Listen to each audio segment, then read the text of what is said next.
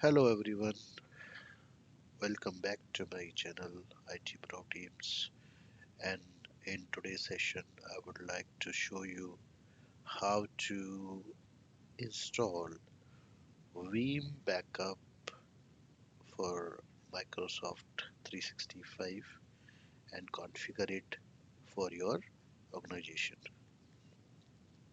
So the first thing that you required is software. So you can download a third you can download this Veeam software from the Veeam website itself, and then you will able to see there is a Veeam setup file to execute the setup. So click on the setup file, and then there is an option Veeam backup for Microsoft 365. Click to install it. It will ask you the options if you want to install the backup for Office 365 console or PowerShell, or if you want to install both. In my case, I'm going to install both. So select this option, accept the license agreement. So it will give you some warning related to the system requirements. So I have appropriate system requirement, but it needs 16 gigs of RAM and 8 CPUs and 100 GB of space. Click next. Now it will select which drive you want to configure for a backup. I'm choosing C drive. I can use D drive as well, but this is for demonstration purpose, so I'm okay with C drive. Now when you're installing it, you're able to see the Veeam can take the backup for Exchange Online, SharePoint Online, OneDrive for Business, and Team Data. So just wait for another 5 minutes and this will be installed. Once this will be installed, you are able to see there will be two icons on your screen. One is for the console and second one is for PowerShell. Today I will show you how to use the console icon, right, to configure your organizations if you want to take the offline backup with the help of Veeam.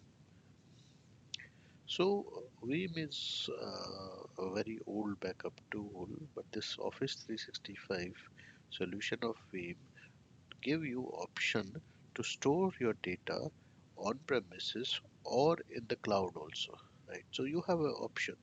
So it's not like that you can only save it in offline or you can only save it online. Most of the solution which are currently available in the market, they only offer cloud only solution, but this Veeam offer you option for both. So now the installation is done. When you complete the installation, next thing, if you have to install a license, so Veeam give you a 30 days trial license also, right?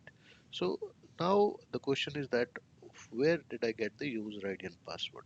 So whichever the account you logged in, and if it has an admin permission, Veeam automatically use that account, right, to start the application. So you don't need to specify it.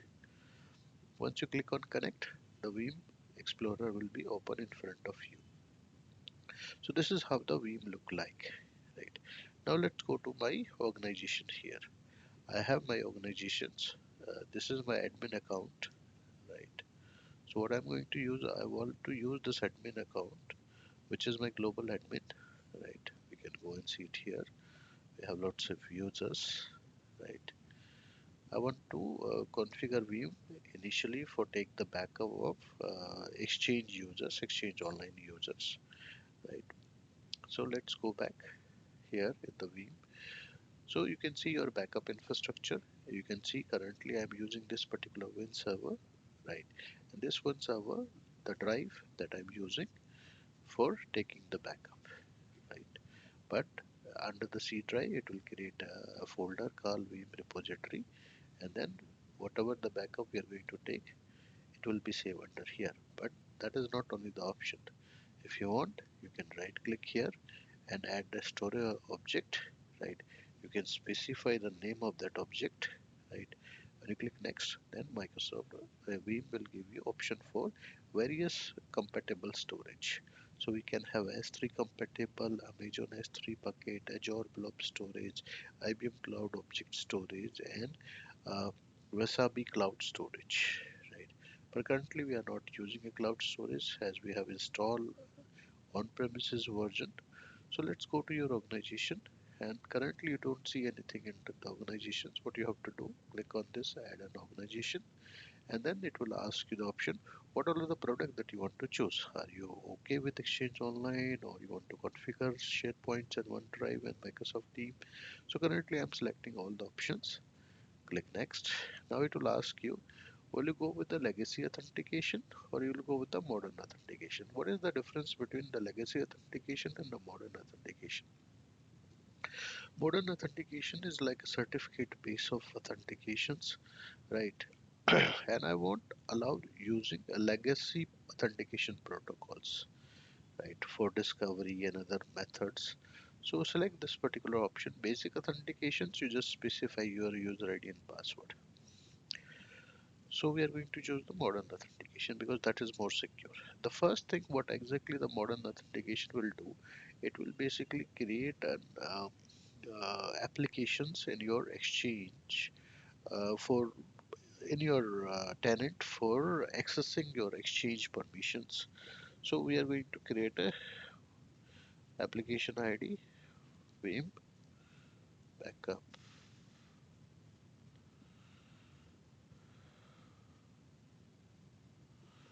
That is one option, but it's in the invalid ID, right? Then there is a second option, right, where you can see.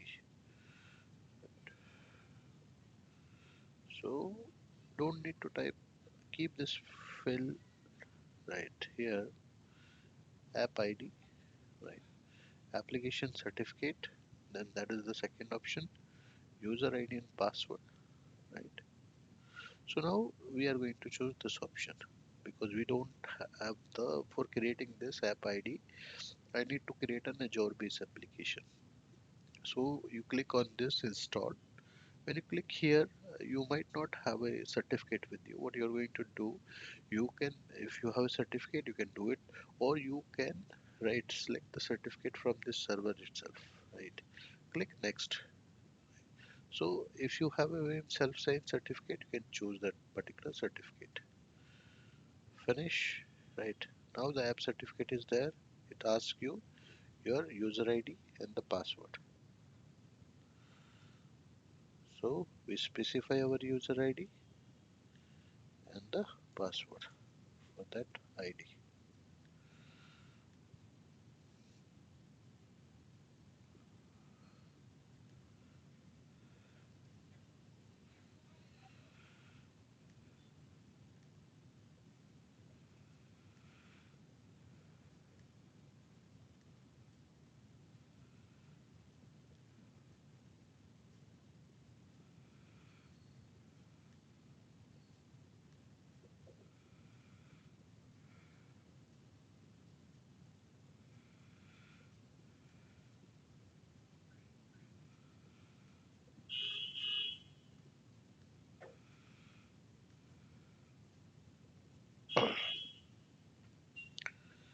Okay,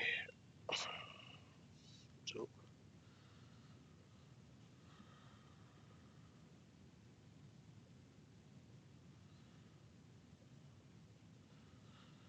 I need to go back and I need to unselect this option as I don't see any existing applications because I don't have any app ID, so I have to unselect it. Click next. Now you can see there are two options. One option is called register a new Azure AD application automatically or use an existing application. So if the first time you are configuring it, select this option. Click next. Specify the name of that application. ठीक है.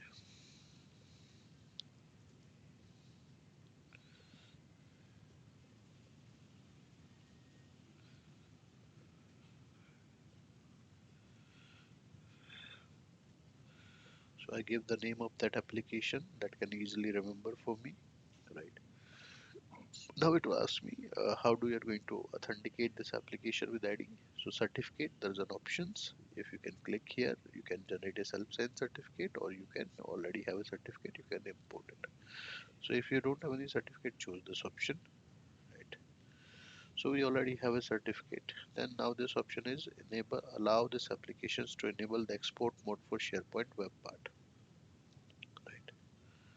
So enabling export mode is required a backup customized content of SharePoint online website, right? So it's only for SharePoint, but we are not targeting it, so I'm not selecting it. You can able to do it later on as well. Click next, right? So what exactly it generated one app code, right? You copy it here, right? And then you just click on this link. Once you click on this link, right, it will ask you to place that code here for your device verifications. Once you do it, it will ask you for your user account. So you specify your user account and allow the sign in request. Click yes. Once the sign in request is completed here, we can close this, and you can see this one authentication is done for that particular account. Click next. Now it start installing Veeam backup tool, right? uh, all the agents and everything. It will go and validate if it is able to reach to your Office 365 organizations and able to connect with all the applications in Office 365, either it's Microsoft Graph or Exchange Online, Exchange Web Services, SharePoint or OneDrive or PowerShell. I just need to wait for a minute or two before it will connect to the entire. Now you can able to see connected with your Exchange Online, SharePoint Online, and it's connected with all the applications that we are looking for. Click finish. Once you do that, you can able to see your Office 365 organization start reflecting here. Once this reflection is done, that means now you are able to configure a backup. So how do we are going to configure a backup? By default, we only added the organization here. Currently there is no backup configure. So what we have to do, you right click here and then you have an option add to a backup job. Once you do that, you mention the name of the technology which you want to use for backup. So currently I'm taking Exchange Online Backup. So I mentioned this particular job name is Exchange Backup. So click here, you can take an entire organization backup, or you can take the backup of following objects. So I'm not taking the entire organization backup because I need lots of storage for that. So what I'm going to do, I'm going to take the individual user backup. So when you click on it, it will start showing you all the objects. So you have an option for user groups, you can have a SharePoint site or team sites on the entire organization. So what I'm going to do, I'm just I want to take the backup of my admin account, right? So if you can go here somewhere, and if you're not able to find it, I can see it here, but if you want, you can type it here as well and then click on add. So currently I have selected my administrator account. Click next. Now if you want to exclude any specific type of object from that particular backup job, you can exclude it as well. So we have a single user, there is nothing to exclude it. Click next. Now it will create a backup repository. The default under that it will create a uh, uh, Exchange online backup repository. Click next. Now it will ask you, do you want to run this backup every day? What is the period? In every 30 minutes or every 1 hour or 5 hours, right? All these things, and then you can have this option. Start this job. Create and just wait for a few minutes, and we start getting the. So now you see there's a one backup job is in the running stage, and within few minutes, if you go and expand it, you'll able to see it what's happening with that particular backup job, where exactly it's connecting and what kind of data it is processing, right? So you can see the number of processing rate, the read speed, the write speed, right, the total number of items. So currently, if you can able to see, right, so this job is successfully completed. If you click on this, sorry, now we have a backup, right? If you can go to your backup infrastructure under this drive, right, you'll able to see there will be a backup created, right, under the Vim repository, right. So they have created a backup, right. So there's a ADB files has been created, right. GRS ADB files are created by the backup job itself, right. Now what I'm going to do, want to restore, but before restoring I need to delete the data from the mailbox itself. Oh, sorry, I will go to here. Let's suppose this is a mail, right, and I want to delete this specific mail from my, because backup is already done. The date is Monday, right, 12:10 a.m. Right, let me delete this email. Now this mail is deleted. We'll go to the deleted items and we delete it from the here as well, right.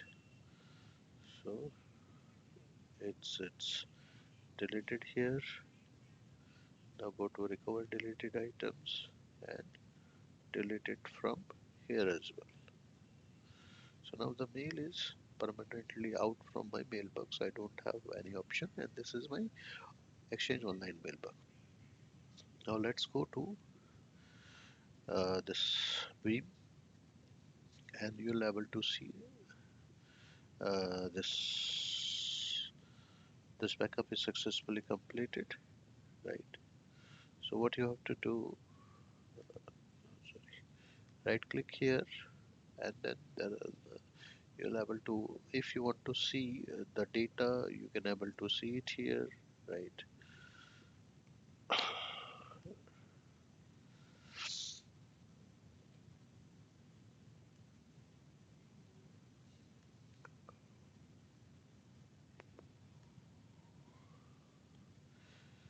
Right click here.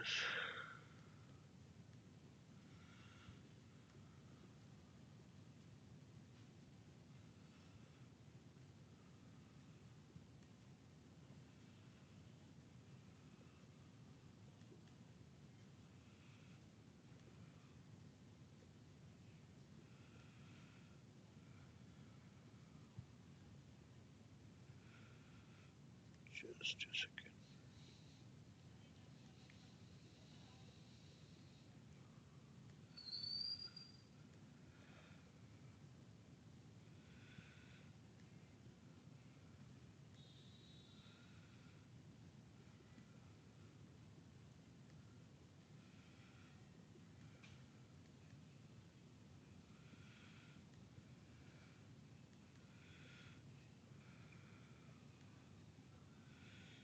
I just need one more time. I need to close this applications and log in because I'm not able to see the option for restore. Right. So let's start this application one more time.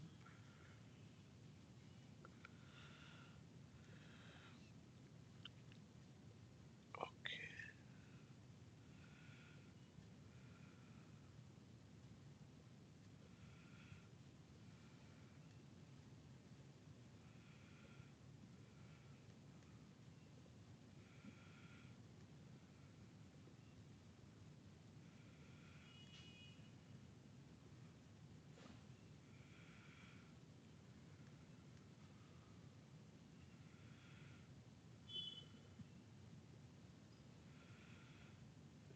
It has taken the complete backup.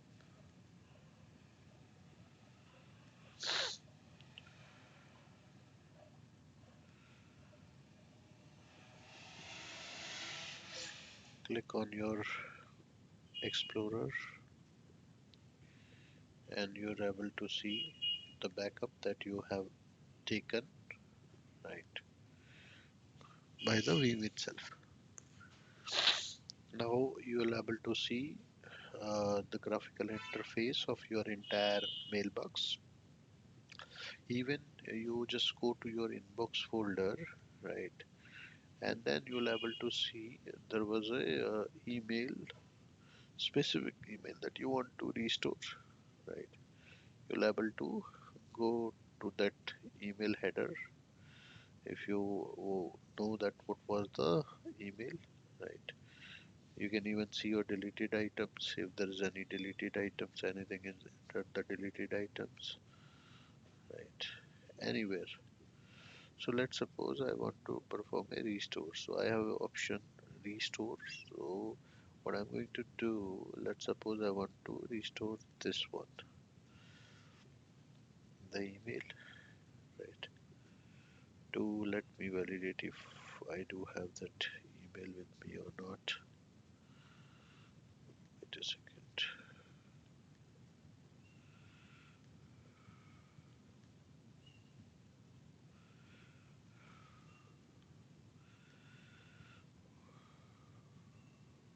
Okay. So currently mail is for Tuesday, 23rd Jan, right? Which is intra ID protection.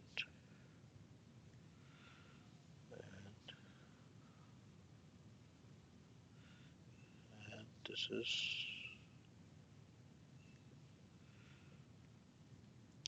Microsoft Security and try protection. If I can go here, where it is.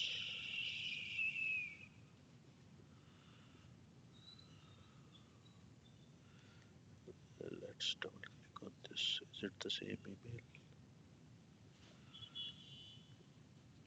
Yeah, it is the same email. Right. So let me go back here and delete this email.